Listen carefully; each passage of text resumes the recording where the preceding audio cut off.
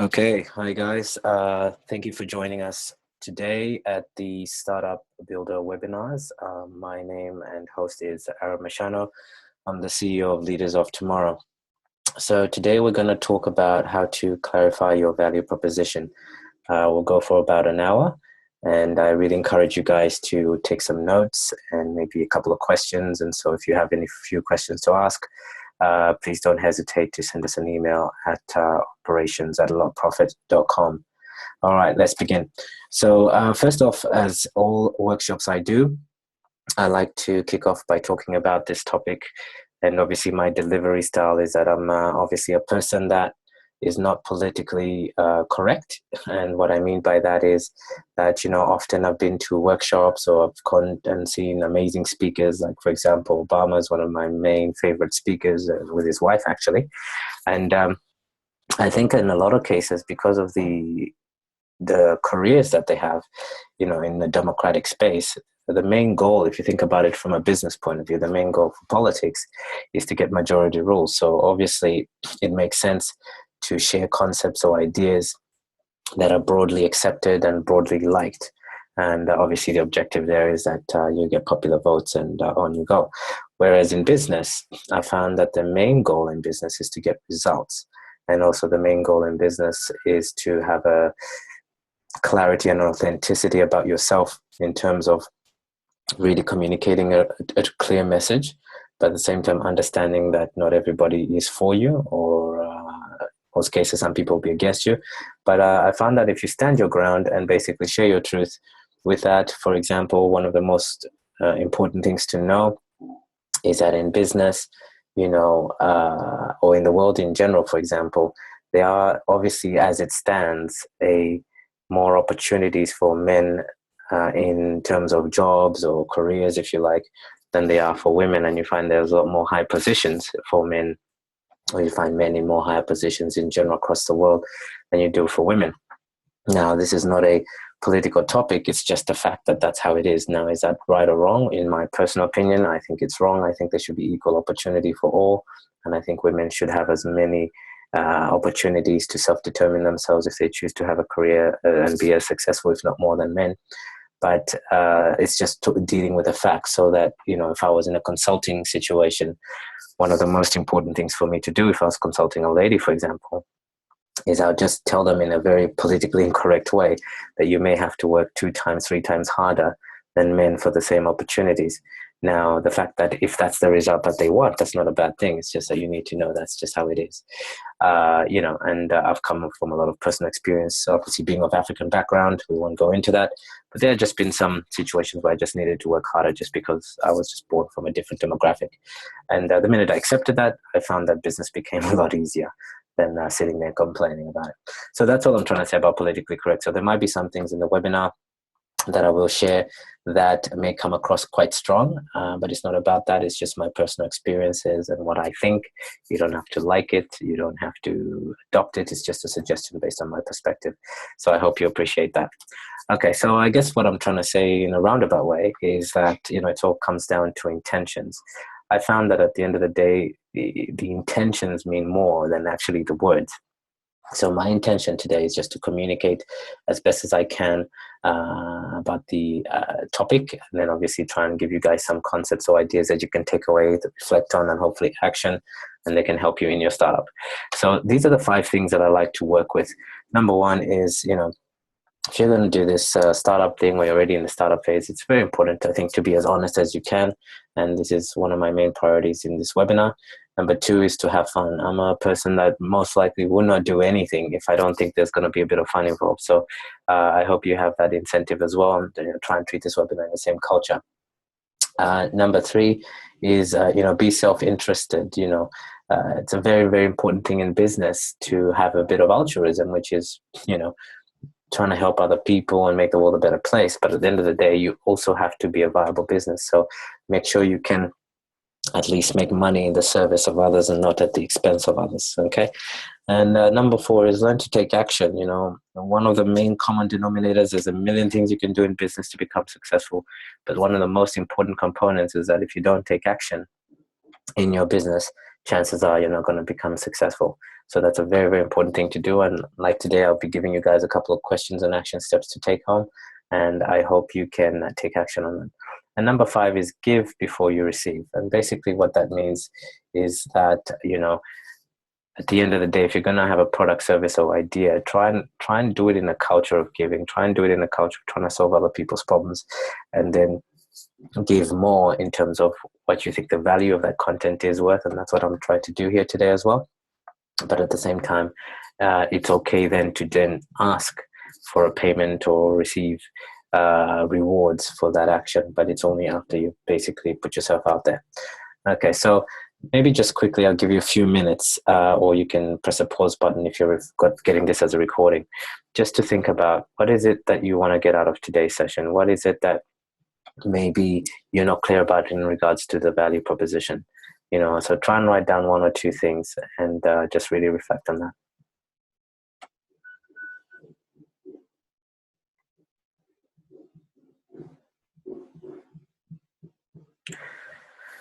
Okay, great. So if you've one of those people that usually will write 1 or 2 things just because I said 1 or 2 things, I'm going to give you another 30 seconds. Try and write down a little bit more. Just stretch yourself a little bit more than what is required. So maybe if you write down 2 things, try and write down a 3rd thing. If you usually write down 3 things, try and write down 4 things. Just really push yourself and say, what is it that you want to get? You don't have to write a days of our life story, but just a couple of bullet points. So I just give you another 30 seconds to do that.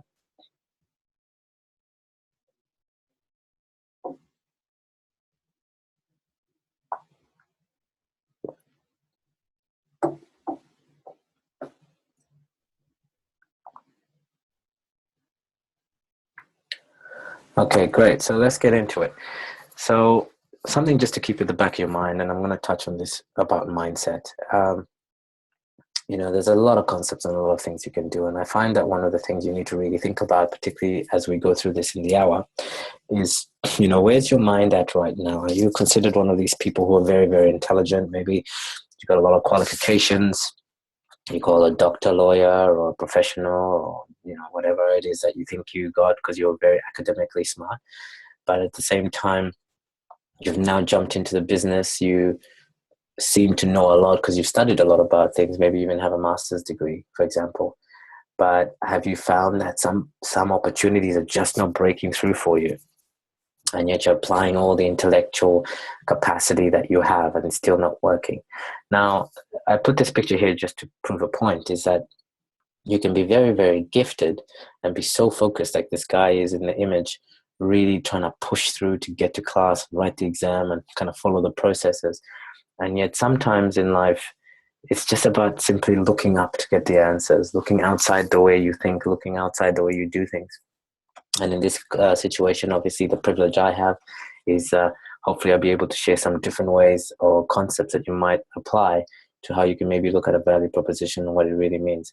Because at the end of the day, if you keep pushing against the same door, and yet the easiest and most simplest way to do is just to pull the door. You might need just a coach or someone like an accountability partner to question you about how you're approaching things. So what's your general approach on things, and where are you finding you're hitting roadblocks in your life? And maybe is there an opportunity like today to start thinking about being open to new ideas? So I just want to throw that in there before we get started. So all that is about mindset. And basically from a lot of research I've done, and one of the main concepts I like to follow is I like people that can basically keep things simple, because then people can walk away and implement. So one thing I've found is that, you can look at 7 different personality types, 7 different mindsets, but I really all kind of boil down to really these 2. So the question I want you to ask yourself now is just start thinking about, what sort of mindset have you come into this recording or webinar now?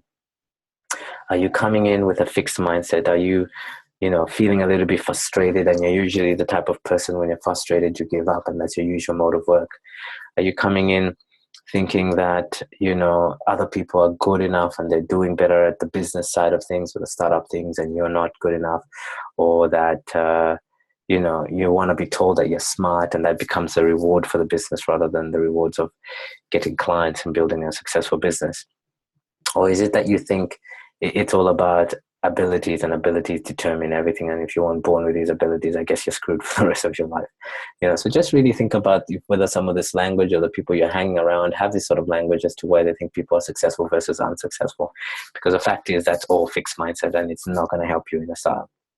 The mindset that I would like people to start gravitating towards, or what I usually help them in my consulting to do, is to have more of a growth mindset. And a growth mindset means that you're just really open to the confidence, or the open to the dream that it is possible for you to learn just about anything that you want to. It's never too late. Doesn't matter whether you are 21, whether you're 50, or whether you're 70 years old. You can learn new skills and you can basically build a business. I really believe that.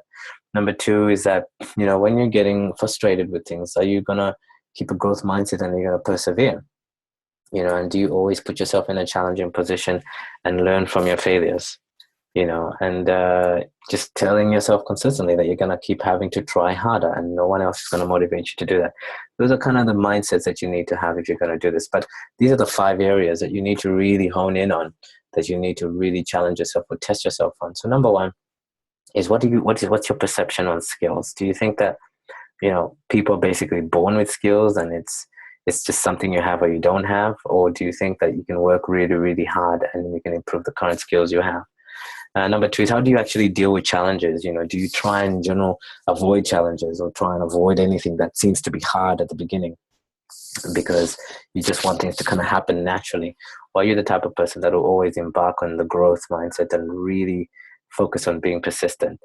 Number three is effort. What sort of effort are you putting in on a day-to-day? Are you the type of person that really looks that you can kind of do something a half job and then you think that's good enough because someone will pay for it? Or you're the type of person that's really going to pursue the path of mastery? I really hope you are, because that's really where the juice is.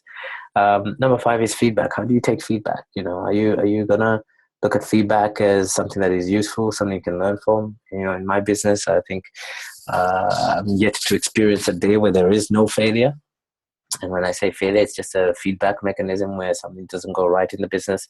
And I just basically try and look at that and go, okay, this is just a universal situation where it's giving me confirmation that this place just needs to be improved. It doesn't mean it's not working. Okay, and the last one is setbacks. How do you take those setbacks? And this is what I was talking about. Do you just work harder the next time, or do you just give up? Or even more importantly, what most people do is always trying to look for blame in someone else. That is not a good condition for business. So I really urge you to test yourself on that. Okay.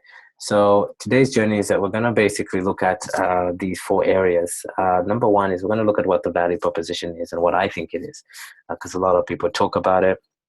We've had webinars and seminars on these things, but then at the end of the day, people basically still don't understand what a value proposition is and why it's important. Number two is, why aren't you making enough sales? Because that's really connected to the value proposition in most cases. Most people aren't clear about the value proposition, and then therefore it impacts the sales because they're not clear in communicating what they're worth in the marketplace. Number three is, what do you need to communicate to your clients for them to say yes? And number 4 is, how do you actually price yourself? So these are just very basic questions, but I think it's really important to dive into them because it might give you some insights as to where the gaps are in your business. So number 1 is, what is a value proposition? Have you ever thought about that? Well, here's what I believe it is. To get there, I think we're going to basically start about, how do you actually make money in the marketplace? What is value?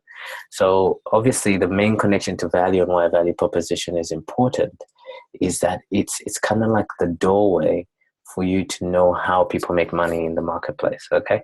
So here's a basic, simple concept. I learned this from Jim Rohn, one of the foremost business philosophers in the planet. I think he passed away, unfortunately, but I got a lot of mentoring from him. And he basically says that we get paid in direct proportion to the value we bring to the marketplace. And so what that means is, the more value you bring to the marketplace, chances are the more money you make. So it really comes back to that basic, simple analysis and basic foundation. So the question is, then how do you define that? So this is what we're going to go into. And I think it's important for us to define what a business is, or a startup. And what I always tell my clients, which is really interesting, is that by the legal definition, which was my background, it says that a business is actually a going concern. So it actually means that in most cases, if you're not too worried about your business or thinking about ways of innovating it, then it's not a going concern. It's an ongoing process, and you need to keep constantly working on it. But it's an organization and a system where the goods, services, or ideas are exchanged for another or for money. So if you're not exchanging something for the value that you're giving, you're not really in business, and that's something to think about. So what you need to do first is obviously create the value, you need to deliver the value, and then you need to capture the value. When you capture the value, obviously that's what it means by monetization. So here's what one of my amazing mentors says. This is Richard Branson. He's the CEO for Virgin. He says that launching a business is essentially an adventure in problem solving. So basically what that means is that if you're not solving problems in the marketplace, you are not very valuable. And there's only two ways you can make money. You can either solve big problems or solve problems for people in the marketplace, or you can add a benefit. Okay. Now, in a lot of cases, and I'll give you an example for my business, and this is a very clear one, is that I recognize, and you know this probably, that there was a statistic done by Bloomberg to say that 8 out of 10 entrepreneurs who start their businesses fail in the first 18 months. So that's basically an 80% failure rate in the marketplace. So is that a small or big problem? Of course, it's a big problem. I just wrote that there, but you can think about it. So for me, as a business consultant or a startup consultant, whatever you want to call yourself, one of my main problems that I solve is I help to reduce the probabilities of those 8 out of 10 businesses going bankrupt by the services I offer. Does that make sense? So similarly, in the same way for you, is start thinking about for yourself, what is the problem in the marketplace that is currently happening? Look for statistical data or analysis around that. And then look at the service, product, or idea that you have, and ensure that that product, service, or idea addresses that problem and solves it. The closer you are to linking those two and keeping them very clear, the easier it is for you to monetize. So here are just a couple of things you need to think about. Number one is what are the problems that you actually solve? Yeah. So what I would recommend you do is maybe think about the top 3. So like I said to you, for me in my business, what they are is that, I basically look at trying to reduce those 8 out of 10 probabilities of businesses going bankrupt by offering 3 things. Because the 3 problems that people have in my business is, one of them is they suffer from a lot of confusion. They don't know what to do next. They don't know what to implement. So many strategies and budgetary issues, etc., etc. So I solve the confusion issue, and I solve the confusion issue by giving them a lot of clarity. Okay, and clarity comes in the form of tools, advice, and things like that. So what is it for you? What are the top 3 problems that you solve? Number 2 is, what do your clients need? What do your clients need for them to be fixed? Sorry, there's a typo there. And basically what that means is like, what's the pain for them? You need to really communicate the pain first and be clear on what that pain is, so you can easily communicate the solution. And, why should they come to you? Because one thing I also know, and this is coming back to the politically correct statement that I made, is that, I am obviously someone that has identified in the marketplace. We have over 7 billion people on the planet. And yet if you research all the top companies in the world, some of them have between 5 to 10% penetration at best. So what does that mean? 90% of the marketplace is going elsewhere for the same product. Okay, it doesn't mean it's a bad product. You just need to kind of step back and really look at that and go, well, I can solve the problems and I can really identify what the pain of my customer is. But number 3 is, I'm basically needing them to buy from me. Because if they don't do the last part, chances are they're going to go buy from someone else and get the information from you. So you really need to look at that. Okay, so the second part is, why is a business not making enough money? What is it around that? And I think it really comes down to one thing, and that's clarity. So what I'm going to do is basically give you the 3 cogs that I use that came from a lot of research that I did around what makes businesses successful, and a lot of inspiration came from a book I read. So you just look at these 3 things, and I guess what I'm trying to say here is that, focus on probably starting with the first one, which is your passion. You can go there and basically try and solve a problem in the marketplace and create value for yourself in the marketplace. But if you don't have this passion, which is what I mean by a labor of love, is like you have this need or the desire to communicate as passionately as you can an idea or a way of how you solve the problem in the marketplace, and then you're consistently looking at better ways of doing that, chances are you're not going to innovate yourself and you're not going to be very attractive in the marketplace. So I think really drilling down as to what you're passionate about and what are you passionate about in the business process also is very, very important. Okay. Then number 2 is we move down to the mastery of skill. Now, Malcolm Gladwell wrote a book, I think it was called Tipping Point.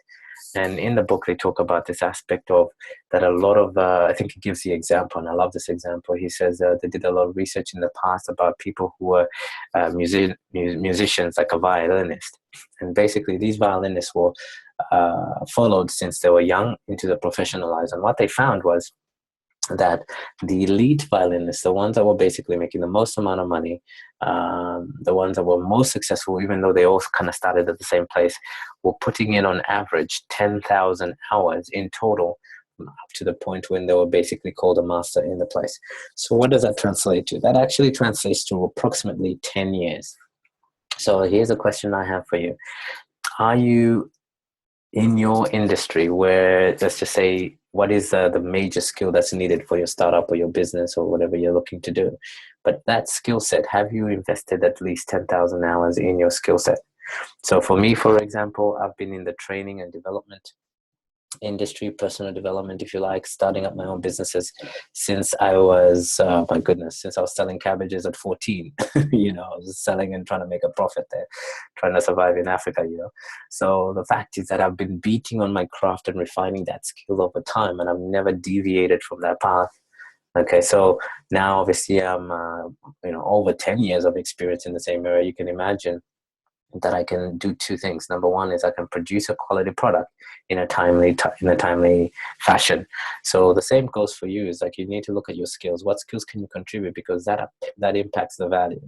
Okay, so really think about that.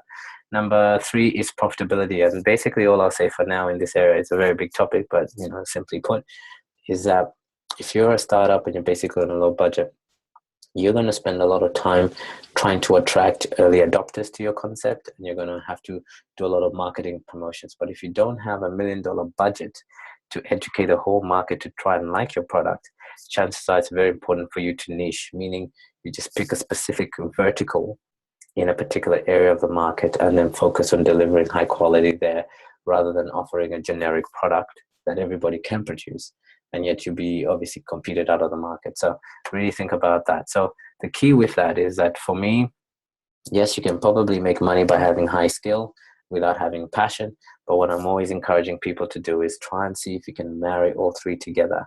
And that way you basically start innovating to become a very, very excellent business over time.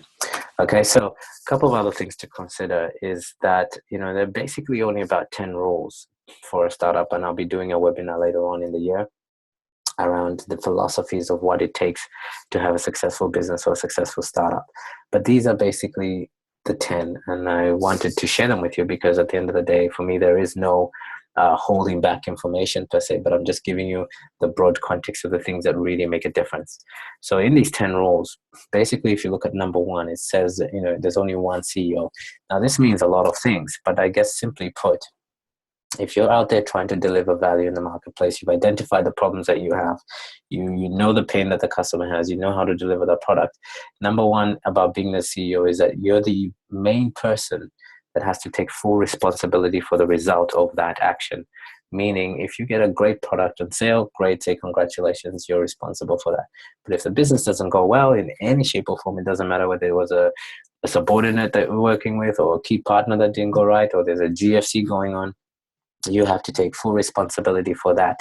Turn around where your business is not performing and look for solutions to turn it back. So it's a very, very important key to remember. And at the end of the day, I always encourage people, whether you're in a partnership or not, that you should always have only one main decision maker for at least 6-month blocks. If you're in a partnership, at least 6-month blocks to see who's producing the best results. Because at the end of the day, the business is about the money. So if one partner is maybe helping you lose money, then chances are they're not a very effective CEO.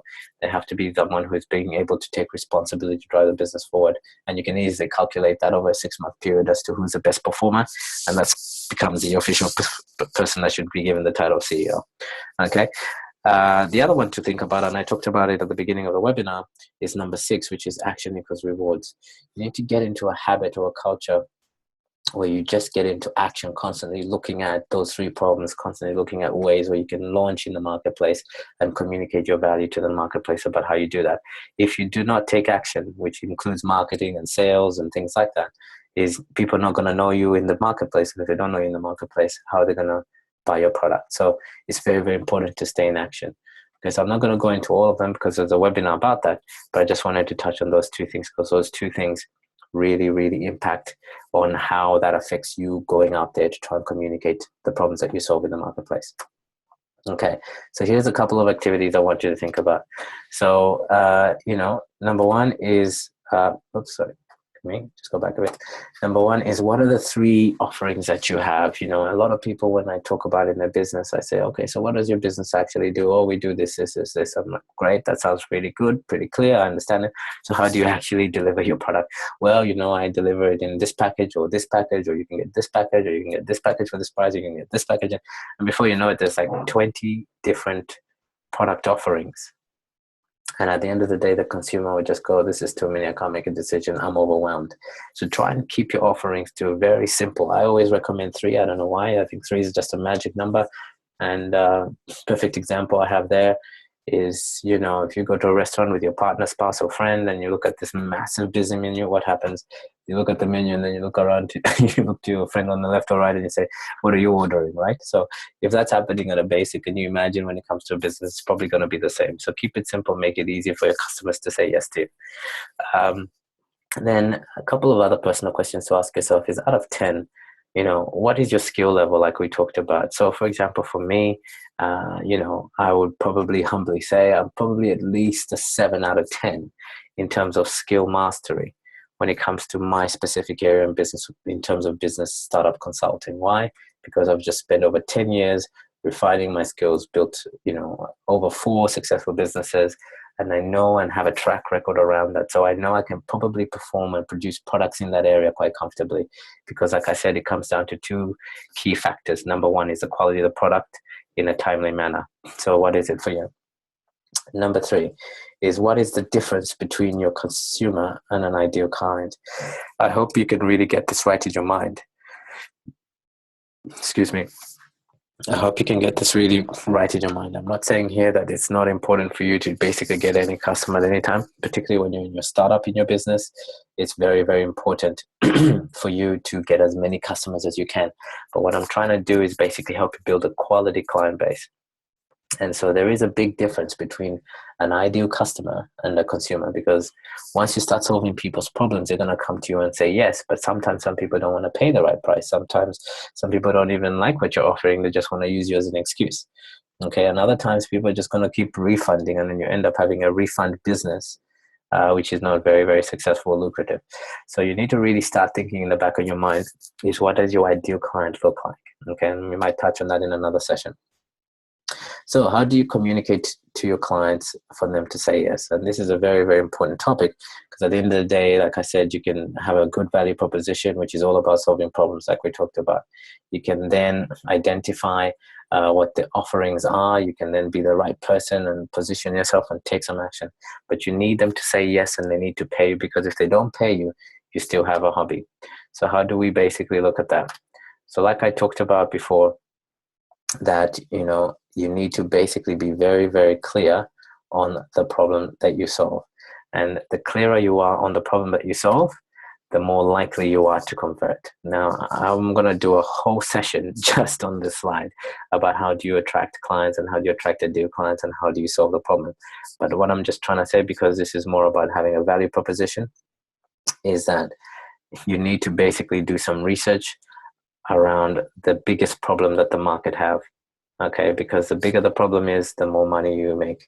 For example, if you look at, say, for example, cancer. Cancer is one of the biggest problems the world is facing. I think in some of the Western world, 1 in 3 people are experiencing cancer, or have lost someone who has gone through cancer. So, is that a big problem, a small problem? The answer is it's a very big problem. So naturally, if you look around, the pharmaceutical industry is a $1 trillion industry around that, just because they are basically let's just say they are trying to address the problem now.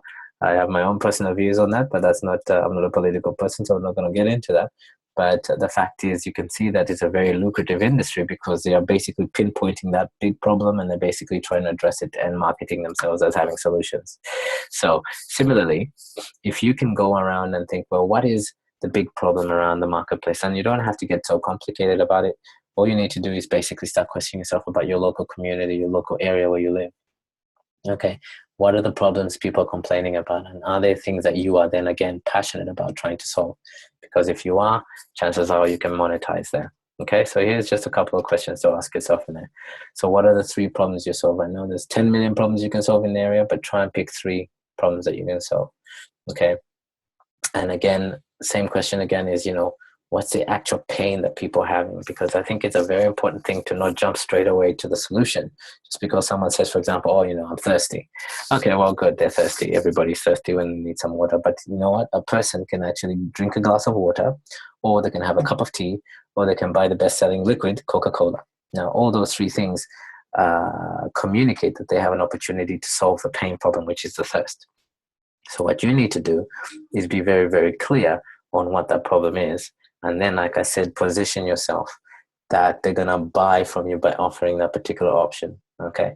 Now, if you think about it, I think maybe not even 10 years ago, maybe 15 years ago, I'm not sure if some of you were around, but anyway, the fact is that Coca-Cola did not own a water bottling company. That was owned by other companies, and it wasn't really big business back in the days. Now they have acquired it. So the fact that they deliver drinking water as one of their other offerings. They were just exclusively delivering Coca-Cola, Pepsi, and all the others, as you remember. Fanta, Sprite, I think it was, or brands along that way, which are sugar water, basically. But the fact is that became a billion-dollar business just on its own. So all I'm trying to tell you guys is, for starters, don't get yourself complicated and have all these different product offerings. Just basically position yourself and niche yourself to being the best in one particular area, so that people can come to you when they want to buy Coke, for example. They don't have to come to you and then go, oh, look, I can also offer you water. I can also let them go somewhere else for that for now. Because why? Because you don't have the budget for it, okay? So once you do grow your business to a point, you can start looking at that. And like I said, I do consultations around how to scale your business sustainably. But just for the starting point, it's very, very important to focus on a niche market. And like I said, in the Coca-Cola example, focus on producing just Coca-Cola. Okay. So, how do you actually price yourself? And this is one of the big questions I get in a lot of my keynote speaking engagements. And also when I'm traveling around, they go, well, it's okay for you, Aaron, because, you were born in Africa, and then you set up your first businesses in Australia. But, we're in Singapore, for example, and pricing here is different. We deal in Singapore dollars. How do we price ourselves? You know what I say to that? I say it's exactly the same. Exactly the same. Because it's not about the price. The minute you go down trying to deliver product on price, you're basically turning your back to the value. And that sounds too simplistic, of course, but this is why you need a coach or an accountability partner to kind of drill down on this. But simply put, I just tell people, really, really, really move away from trying to discount your prices too much, because what's going to happen is you can never compete with a big company that can afford to keep the prices low for longer to outbid some people. So what I'm basically trying to say there is, come back to focusing on having the value as the focus for the pricing, meaning keep driving, delivering more value for people, and then have an affordable price for them for that. So how you basically do that is, if you're addressing a problem, and I'll give you an example, like iPhone, for example. iPhone as a phone in itself is priced at, let's just call it a basic iPhone 4 or thereabouts, or iPhone 5, or 5, let's go with a 5. I think iPhone 5 online is something to the vicinity of between $700 and $900 US. Okay, now here's why I'm challenging you on this, is that if you go any country where iPhone is being sold, the price does not change very much. I think it fluctuates about 5%. So how is it possible? And I've been traveling, and now we're set up in Asia at the moment.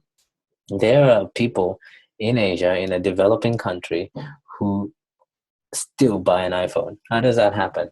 Now, the fact is that iPhone is supposed to be initially a device just to help people with communication, correct? So there is also other brands like a Nokia, if they still exist, I'm not sure. There's brands like a Samsung and all sorts of other phones, and they're priced lower in the market. And they're also distributed all over the world, like I said. And at the same time, the prices are still pretty consistent. So all that to say that they're delivering value, and they're very clear on the value that they deliver around the world. And at the same time, they're very clear that they're solving a communication problem. And then it's up to the client to pick the type of product that they can afford to buy for the experience that they're looking for. So similarly for you, the question you need to ask yourself there is that, what is the product that you're trying to develop? Are you trying to become an Apple where you don't actually negotiate on price? Or are you trying to be like a discount hardware store or something where they're just basically looking for the cheapest price, the most affordable? Both models are very good. It's just if you're looking at the race to $1 million, which is the magic number for most people these days in terms of revenue, you're going to have to sell a lot more product at the cheaper end of town than the higher end of town. So you just have to think about it. But if you were coaching and I was coaching you as your mentor, I would definitely say we wouldn't even focus on that, because I'm all about niching and I'm all about premium products, because then the demand is always there because you're looking for the right people to buy from you. So I hope that really helps you in terms of pricing, because here's something else I know is like the only reason some people have an issue with price, let's just say they say, okay, your price is too expensive or this and this, is because they can't see the value of it. It's not about the price in a lot of cases. And I'm sure you've noticed that yourself when you're complaining to people.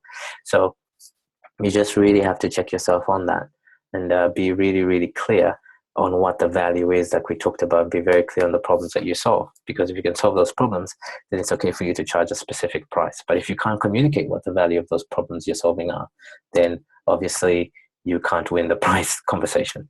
So here's the best picture to discuss this, and I really want you to reflect on it, because I think we're getting close to the end. There is a huge difference between these two types of businesses.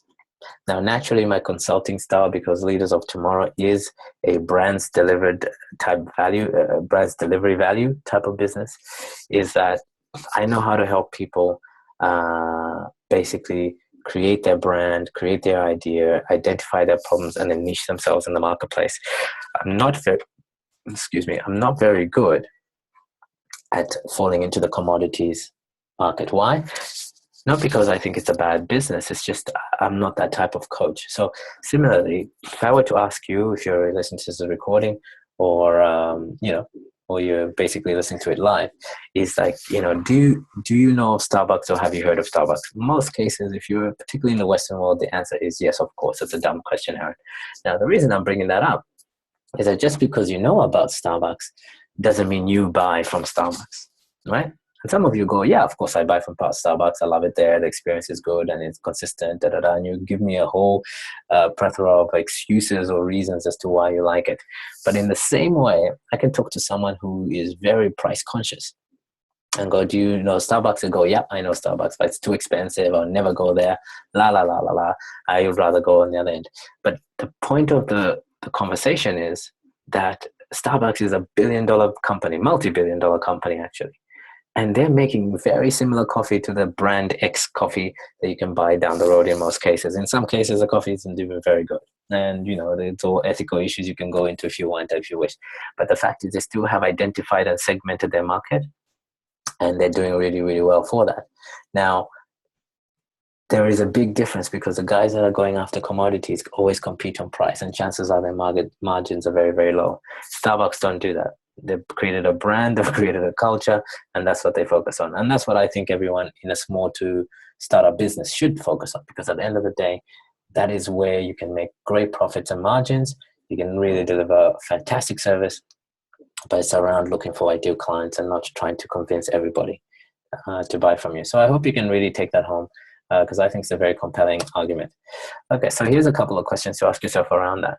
So like I said, and I hope you heard this, I'm saying it again. Are you solving problems, or are you adding a benefit? Because depending on which one you are, it's going to dictate whether you can charge premium for it or whether you can just charge a little bit more. So in the iPhone example again, if you built an iPhone, then chances are you can charge $900. But if you're in the business of building iPhone covers, you can't charge the same as an iPhone, because it's a benefit, okay, that helps protect the iPhone, if you get the analogy. Okay, number 2 is, do you communicate what you solve? or are you just talking about features? Now, I know there was a big generation of features and benefits, and everyone was selling features and benefits. To be honest, I had a very long sales career also when I was in the training and development industry. I think I was selling accredited courses for the workplace, which was really exciting. But I had to learn this concept of features and benefits and spin selling and things like that. And all of them are very, very good skills. And we can have a whole session on that. But the fact that I realized is that at the end of the day, when I made the biggest mergers or joint ventures, or when I really collaborated, when I was running my own business and partnered up with the likes of Fairfax companies, it was because I started communicating to senior management about the problems I could solve for them. And I really didn't spend any time talking about the features. Those sort of came as like 2% of the conversation. So all that to say, is that there's just a very big shift in the marketplace where people are now more knowledgeable and they can get the information about the features and benefits. I'm not saying you don't have them available, and I think it's important, but that if you're going to be trying to get people to buy you at the price that the price that you're asking for, it's very, very important for you to be able to solve the problem and start talking about solving the problem, start asking questions about what problems people are experiencing, and stop selling this sort of old concept of a used car salesperson trying to jam products down people's throats. If they don't want it, they don't want it. And then that's just my approach. So take it or leave it. So here's the third one. What are the 3 or 6 or 7 steps that you take people through to keep adding the value? This is a very important thing, because I find that a lot of times people want to be shown a plan or a path of how you're going to get them from A to B, because they're already confused. And the last thing they want is you to confuse them more with more information about features and benefits. It doesn't actually show them how they're going to get from the before to the after effect. So really try and segment your product, service, or idea to go through that path. I think it's very important. Okay, so that's basically the end of the session we were talking about in terms of value. I hope you got something out of that and some ideas to think about, particularly around the process and things like that. But I would like to urge you, because what we're basically doing here is we're going to be doing monthly webinars. The next webinar that we're going to be doing is going to be on April the 11th, 2016, and that's going to be about how do you actually structure your business to keep it simple, efficient, and still very, very functional. So it's a very, very exciting webinar to come in, particularly if you're one of those people who find who don't have organizational skills, or you just have a struggle around that. Okay, so lastly, now what I would like to do is just maybe talk to some of the few in the audience or in the recording that maybe resonated with the content that I shared about the value proposition. And all I'd like to say there is, value proposition is just 1 out of 9 areas that you need to focus on. So it's a very important aspect of the business, but it's not the only aspect of the business. So, I'll be diving into all the other aspects later.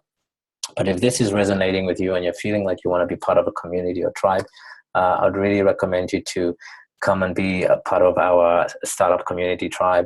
And all you need to do is basically, like I said, send an email to our operations team. And basically what that looks like is that it's basically a 12-month subscription where every month we're going to be touching on a very niche, very specific topic. So for today, we've obviously talked on value proposition.